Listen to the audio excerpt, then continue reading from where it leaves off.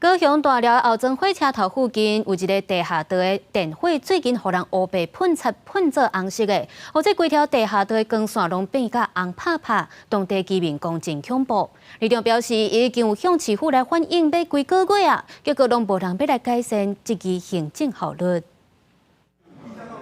今日地下道会当看到，这规条路拢是红色的电火，佮看到香槟边的壁顶，互人围甲乱糟糟。红色的光线甲看唔捌的图样，规条地下道就亲像是几啊片的情景共款，互人看到心惊惊。里长讲，伊伫咧去年的12月28已经通报给公部门，不过拖要几个月时间才要来处理。阮兜住伫遮，面住伫遐，啊，除非讲过那个天公庙拜拜，我好去啊。会感觉热啦，就是晚上走会有点恐怖啦。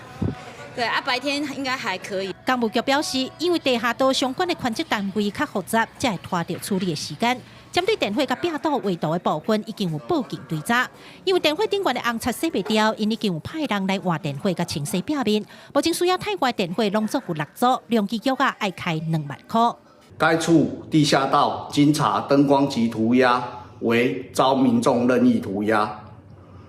对此，公务局已先行报警追查行为人，另针对涂鸦脏污，将派工进行后续清除改善。是安那，阮里长通报，恁知影讲做这件事件，恁拢总无要来整理，啊，就等甲记者来啊，啊，恁当要来做。